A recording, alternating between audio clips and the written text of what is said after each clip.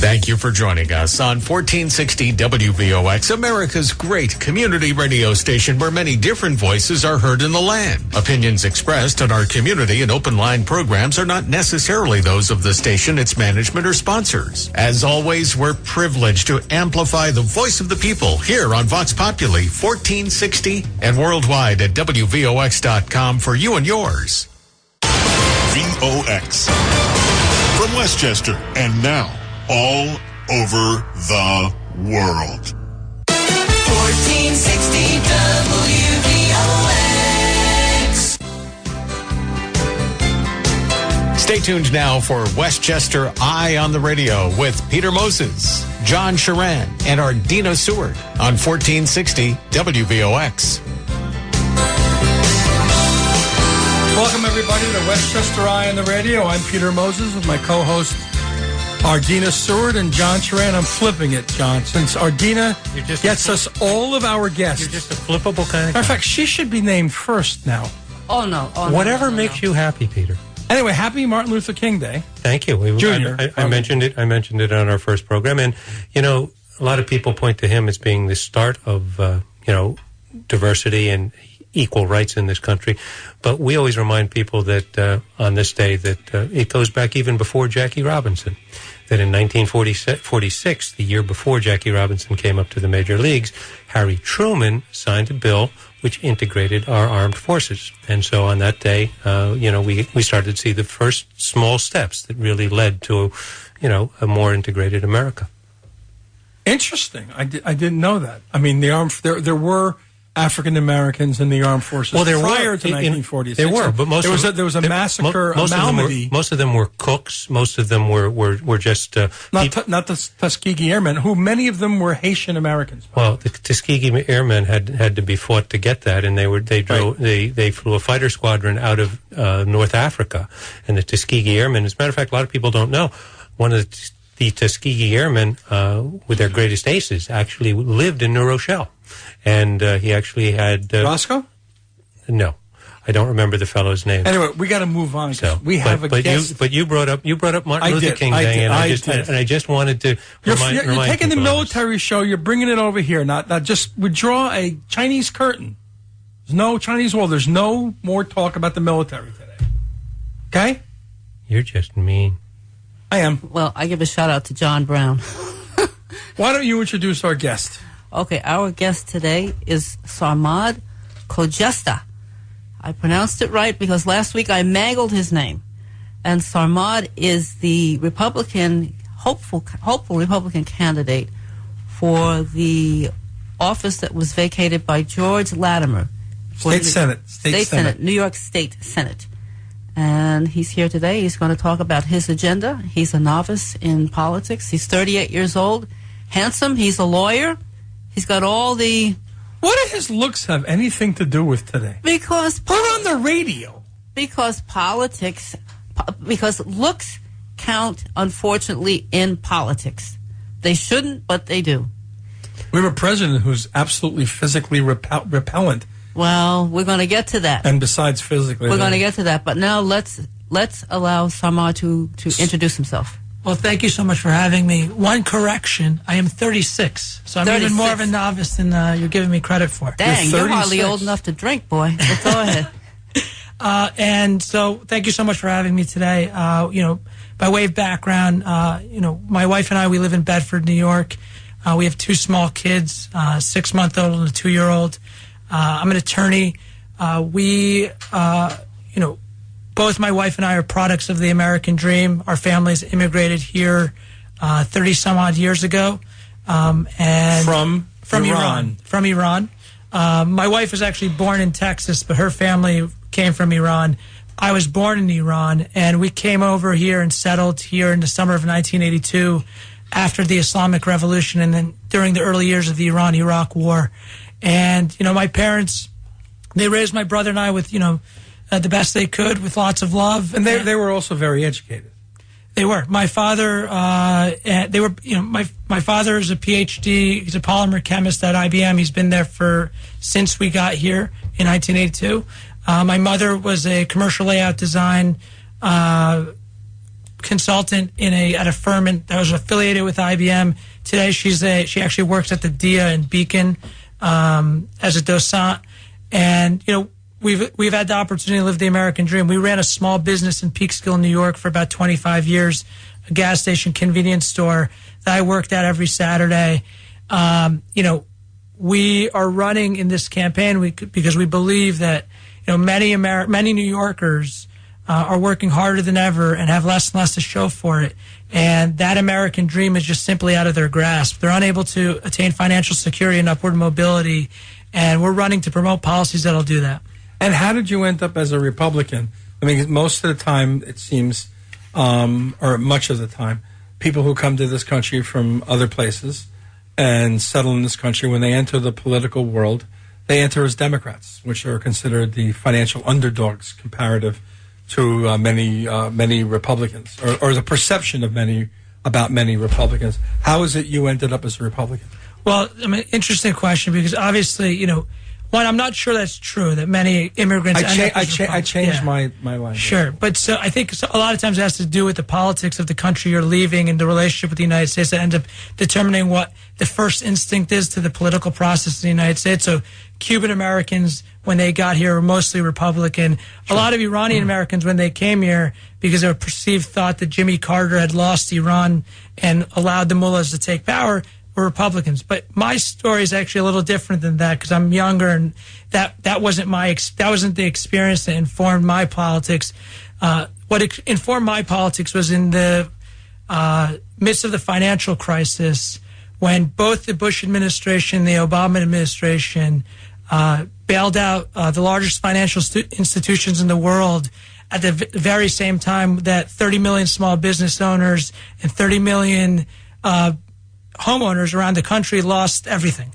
And our small business happened to be one of the ones that, at the very time that JP Morgan and these large investment banks were getting bailouts, they pulled back lines of credit. And on our small business, which is a 7-person operation, payroll, inventory ran on a line of credit. So we turned into a cash business within 30 days.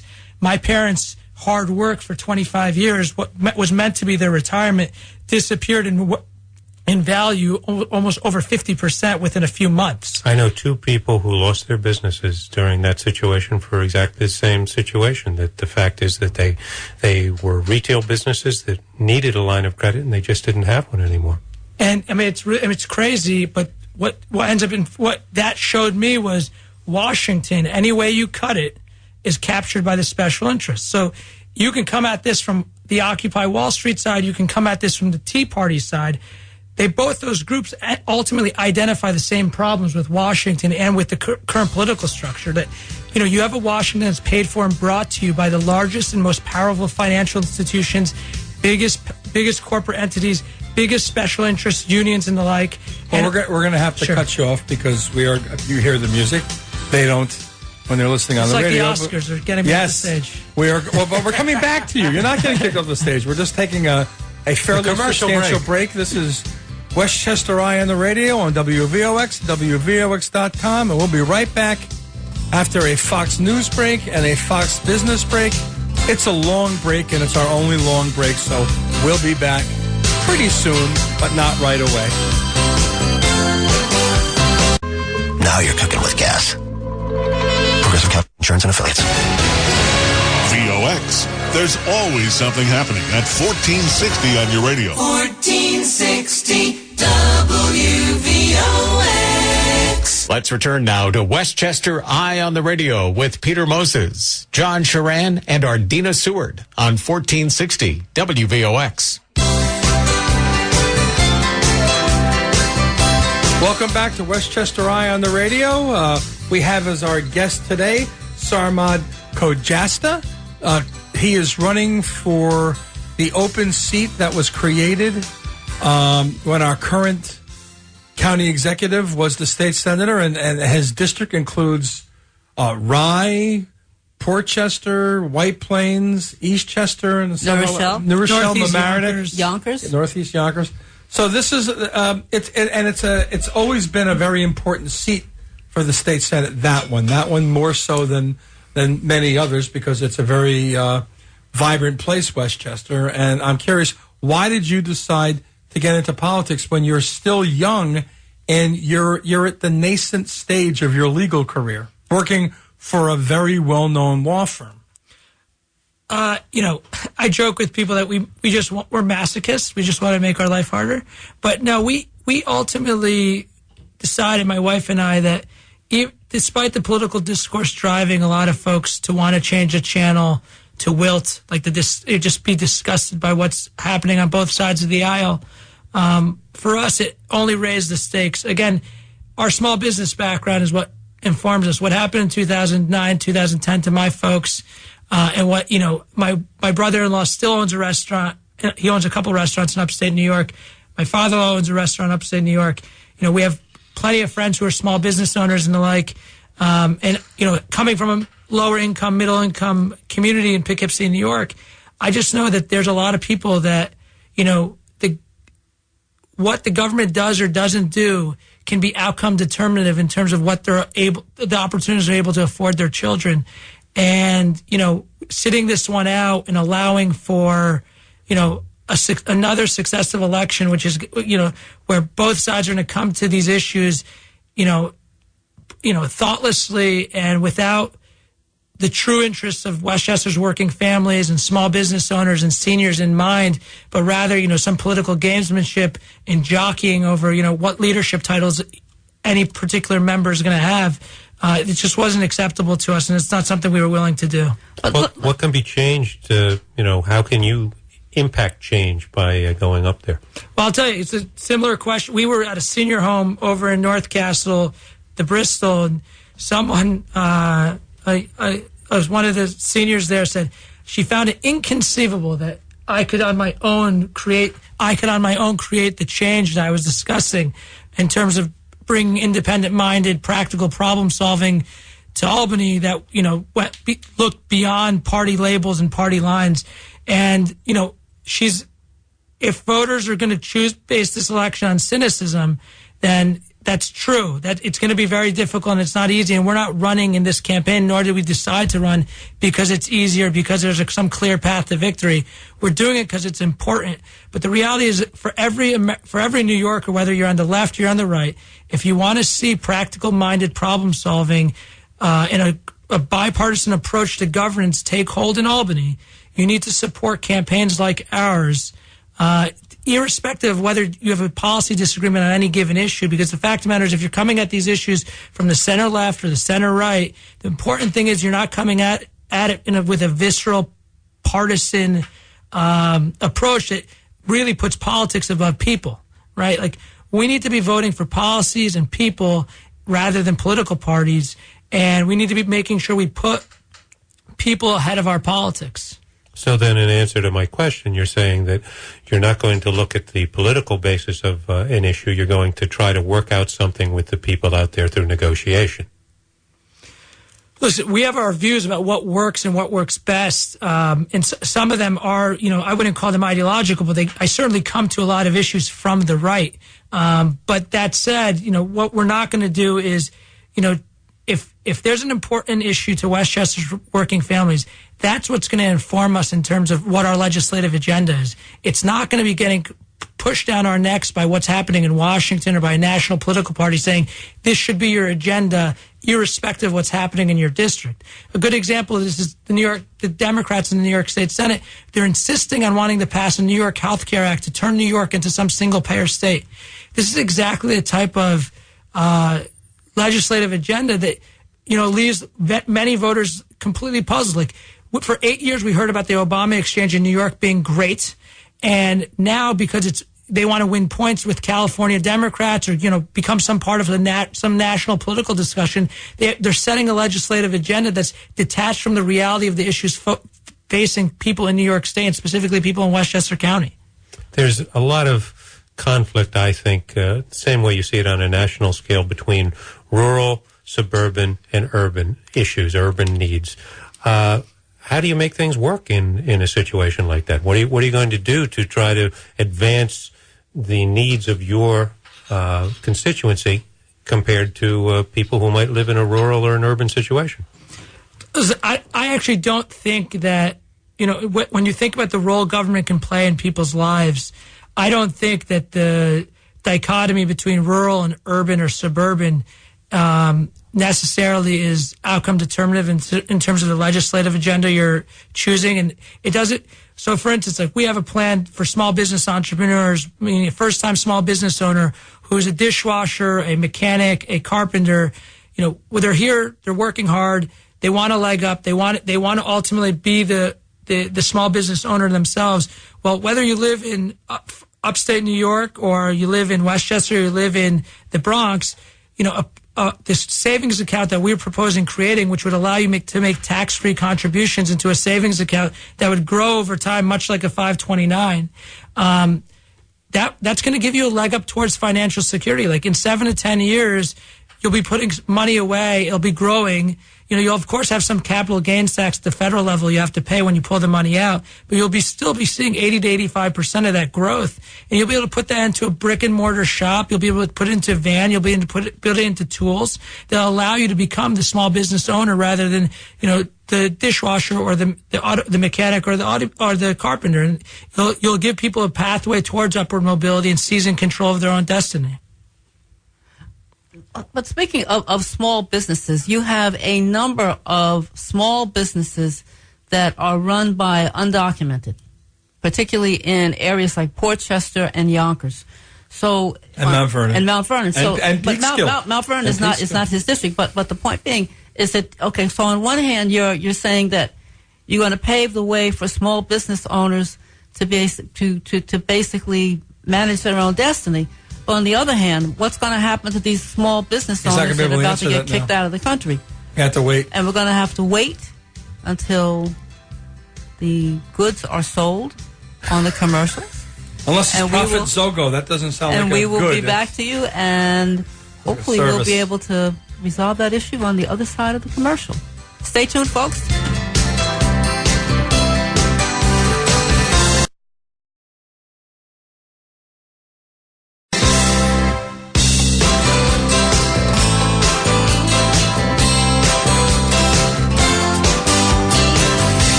And national news. Here is the latest update from Fox News Radio on 1460 WVOX. Fox News Radio, I'm Rich Dennison. Interior Secretary Ryan Zinke remembering Dr. Martin Luther King Jr. during today's wreath-laying ceremony at the National Mall. For Dr. King was a soldier, a Christian soldier of righteousness. President Trump this morning tweeting a video from his Florida resort commemorating Martin Luther King Jr. Day. At least 4 Democrats say they'll boycott the upcoming State of the Union address following accusations President Trump used vulgarity when describing African nations during an immigration meeting. Florida Congresswoman Frederica Wilson is the latest to add their name to the list of those who aren't attending the President's State of the Union address on January 30th. Others not attending include longtime Georgia Congressman John Lewis, California's Maxine Waters, and Earl Blumenauer of Oregon. Fox's Jim McKay in New York. Let's return now to Westchester Eye on the Radio with Peter Moses, John Sharan, and Ardina Seward on 1460 WVOX. Welcome back to Westchester Eye on the Radio, our weekly discussion of issues relating to Westchester and the surrounding area. I'm John Sharan, along with Ardina Seward and Peter Moses, and our special in-studio guest, Sarmad Khojasteh, who's running for state senate in the state of New York and representing Lower Westchester County down here. And he's doing it, or trying to do it, on the Republican ticket.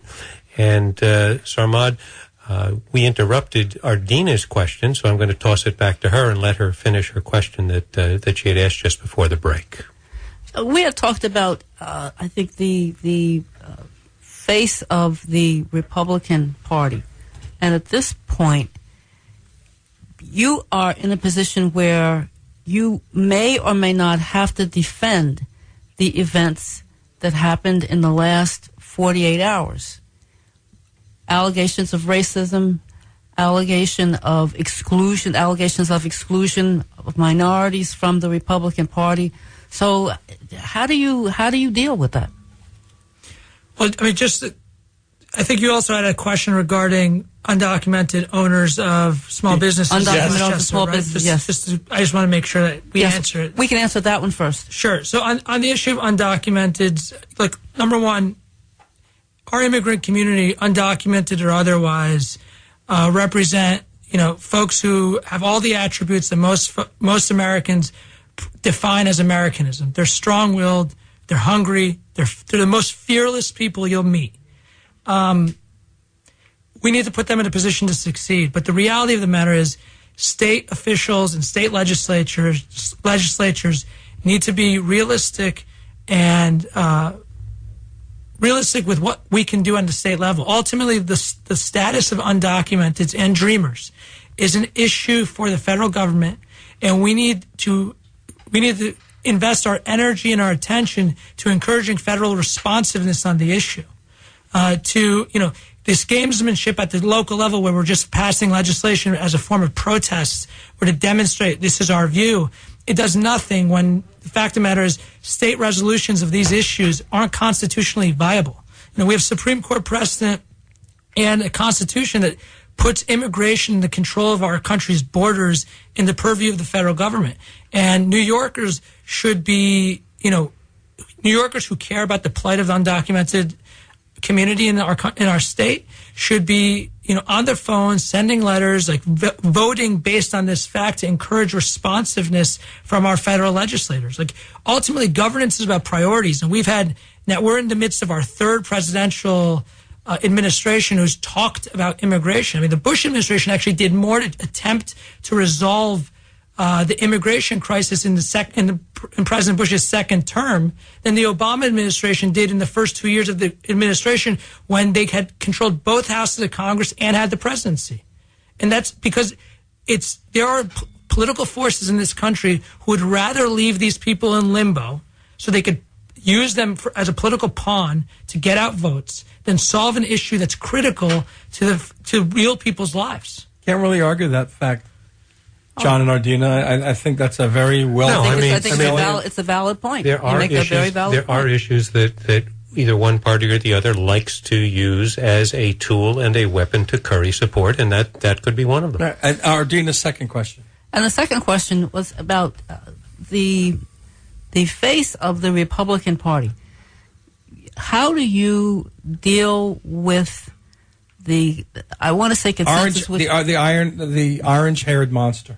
Well, I don't want to call him an orange-haired monster. I mean, but the thing is, all right. But the thing is that right now, one of the synonyms, unfortunate synonyms of the Republican Party seems to be racist. So you're in a position now where you're falling under that umbrella. So how do you dispel that? Listen, it's a great question. It's a great question. It's a pointed question. Today's a really appropriate day to ask it, given Dr. King's legacy and our celebration honoring of his life and his fight for racial equality. What I'll say is this. Look, I think John McCain in 2000 was right when he said that there are members of the National Republican Party who have been too willing to allow agents of intolerance to use our party to put forward an agenda that's un-American, unattached to Republican ideals, has absolutely zero to do with free markets, has absolutely zero to do with national security, has absolutely zero to do with positioning people to succeed with their God-given talents. And, those folks need to be confronted and eradicated from our political discussion. So, yes, what's being reported in terms of what was said over the last few days coming out of Washington, is that something we should address? Sure. Absolutely, we need to address it, whether you're Republican or Democrats. But the reality of the matter is, irrespective of party, we should all be vigilant about calling out, identifying, and rejecting racism in all forms. But we also have to do more. We also need to make sure we have positive policies that are aimed at helping folks who have been victims of racism, deal with the baggage of, the the anger, the frustration, the shame that is really debilitating if you've actually encountered racism. You can find yourself arguing with ghosts and, putting together what you would have loved to say to a ghost years after an event has occurred. And it's debilitating. And we need to position people to succeed so they can move past the ugliness of those moments. The reality is, today, National Republican Party, New York Republicans, I think most people would say that the National Republican Party today isn't their father's Republican Party.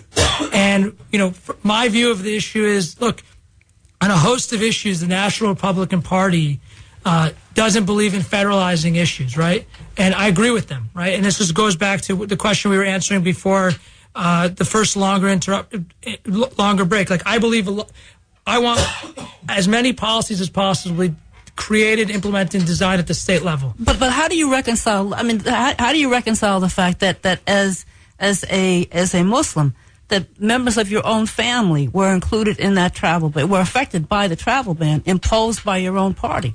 Well, okay. I mean, as first point, there are members of my family who are Muslim, but just my personal. You're Christian. I'm not. Oh, I'm not. My family's orientation with religion and Islam specifically is a little bit odd, but it's very similar to most Iranians who came over after the Islamic Revolution. We were basically raised secular in the country. My parents never introduced Muslim teachings or anything of that like to my brother and I.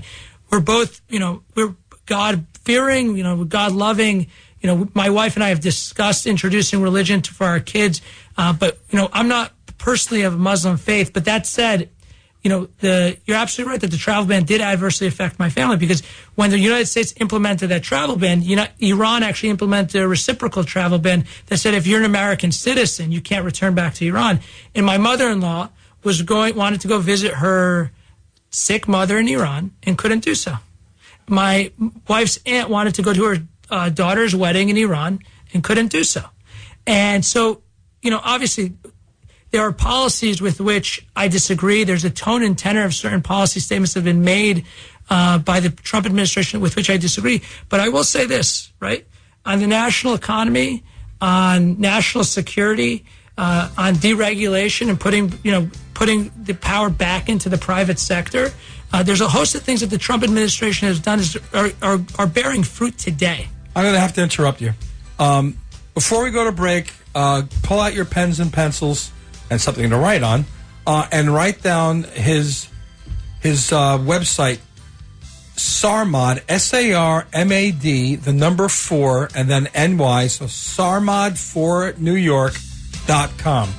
So if you go there, there are a number of things you can click on, his biography, why he's running, issues, news, getting involved, and of course contributions, because he is running for public office, and that's expensive anywhere, particularly in Westchester County. By the way, I'm not suggesting that our show supports him, but he certainly has a compelling message, and I think he should be heard, and I'm happy we have him on our air today.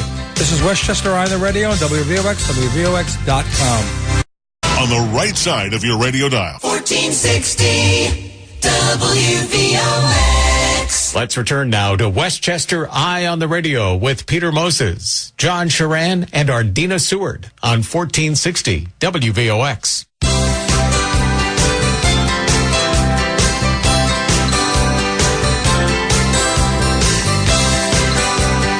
Okay, we're back on Westchester Eye on the Radio. We have our final 10 minutes or so with Sarmad Khojasteh, who's running for the state Senate seat recently vacated by our new county executive, George Latimer.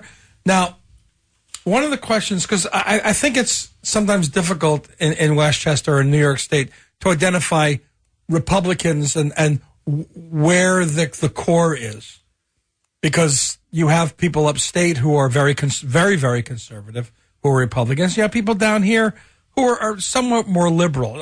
Your press person, Molly Fullington, and I both worked for George Pataki. And I don't think either one of us is a Republican ideologue. And we were allowed to do our jobs unobstructed by the politics of it for the most part. And so I think that someone who's not a Republican who worked for Pataki was not tarred and feathered for that. So I'm wondering, where do you fall in the philosophy of your party, and which New York Republicans do you identify with? All right, so, again, a lot of this is, people within the, political junkies like myself care really a lot about how you're going to describe yourself. If you're a moderate Republican, a conservative Republican, reality is, I think the best label would be a modern Republican. Basically, the fact of the matter is, we're looking at issues that people are facing today and are trying to just come up with reasonable solutions to the issues they're facing with it, kind of leaving the baggage of the ideology and the political fights of the last 25 years behind us. I actually don't think there's a gap between Republicans upstate, where, my wife's family's from outside of Albany, or I'm from Poughkeepsie, and the Republicans I know downstate or New York City. I think I would agree with you that there may be a distinction between Republicans in our state and Republicans in Alabama, for instance, right? But this goes to the issue I was discussing earlier, right? The National Republican Party ideologically is opposed to federalizing anything because they believe that regional differences should be respected and one-size-fits-all solutions don't work as a matter of public policy. Well, my view is that the National Republican Party's political platform, the same rules should apply. Regional differences should be respected, and one-size-fits-all prescriptions for what's sound public policy should be abandoned. But what about things like Social Security, Medicare, Medicaid? Well, number one, you're talking about national those are federal policy. issues. But that's right, but you just said that there should be state. Here's a good example, right? So I don't think it's necessarily, I don't think New York Republicans viscerally are opposed to the concept of the minimum wage increase if it's done in New York State and it takes into account the differences among the state and the differences among the industries that exist within the state. But if that same piece of legislation was introduced from Washington, people would almost universally be against it because while it feels good, it makes no sense for Washington bureaucrats to be carving up what New York State's economy looks like and making determinations about what wages should be in the state when they don't understand the state. Right? So it would make no sense. That policy should come out of Albany and with a lot of accountability and oversight from people centered locally. Right? So I think that on some of those issues, paid family leave is another one. I think people would universally be opposed to it if it was coming down by mandate from Washington. But if in our state we decide we want to do paid family leave and we craft a program that takes into account the sensibilities and the particular details of differences among different industries within our state or different portions of our state, I think Republicans would be open to it. Ultimately, Republicans in New York are much more concerned with sound governance and fiscal responsibility and making sure that if we're going to enact programs, they actually work well. Let's talk about the Excelsior, the college tuition program. I think this is one of those pieces of legislation that it feels good to pass it. It's going to. Governor Cuomo did it because he wants to move to his left in advance of 2020. But the reality is, in practice, what the details of that legislation really hurt working class kids and ultimately will hurt working class families. If you make the program, just for people that know it, if you make less than $100,000, you get public tuition assistance to attend a SUNY school or a CUNY school.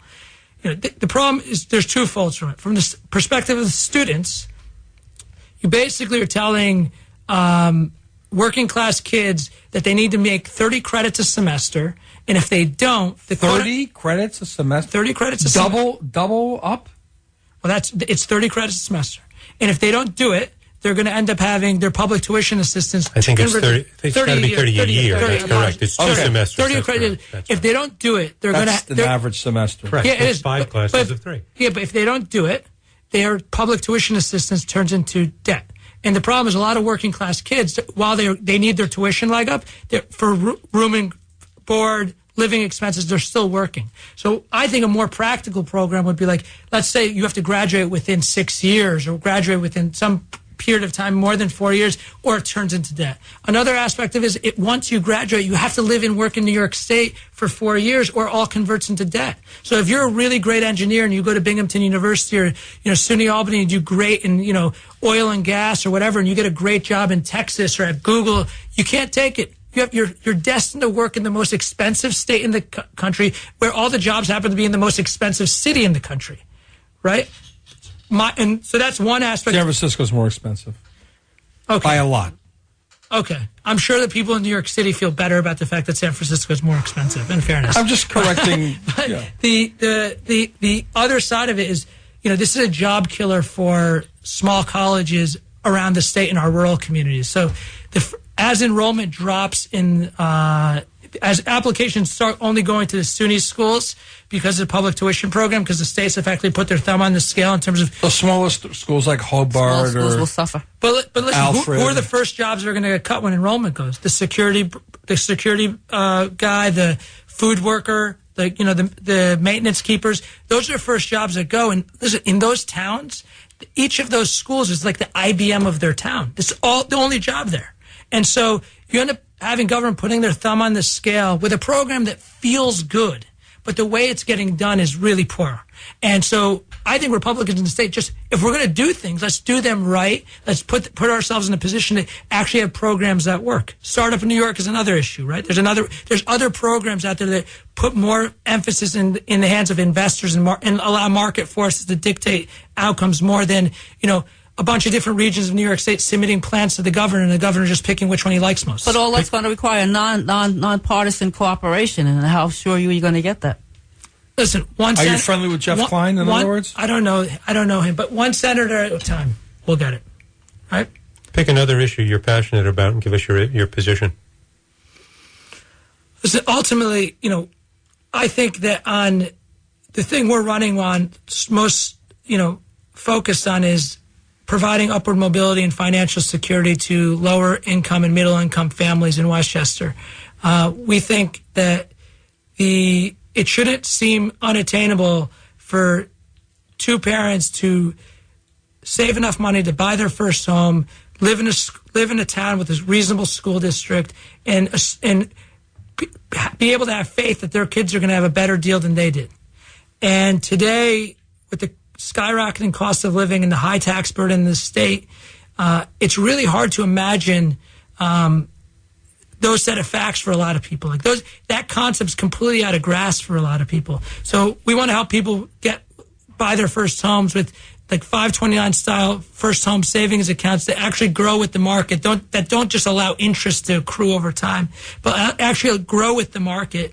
If you look at the fact that if two kids, they graduate college, they each start putting $75 away in the bank into these savings accounts on a monthly basis, $150 a month, ends up being over the course of 13 years when they're 35, which is the moment they want to make the next step in their life, it'd be about $27,000 in principal. But if it had grown in a 529 style account over that time, which is the account for education, even conservatively, it would be worth $45,000, $46,000, which it's, even if you count for the taxes you'll hit on capital gains, you would still be able to have a solid down payment towards your first home in Yonkers, for instance. By the way, if you want to connect with his campaign by phone, the number is 914-481-2182, and the email is campaign@sarmad, SARMAD, the number 4ny.com. Ardina, what do we have next week, possibly? Well, I put a call out to Dan Shore, who is also another Republican hopeful, and hopefully they'll get back to us and let us know if they're going to be on the show next week. If you can get through to the booker. If I can get through to the booker. Well, you guys have a great week. We didn't get to ask Sarmad if he's a Met or a Yankee fan, so very quickly. Yankee. Okay, well, I'm a Mets fan. Okay, take care, everybody. Have a great week.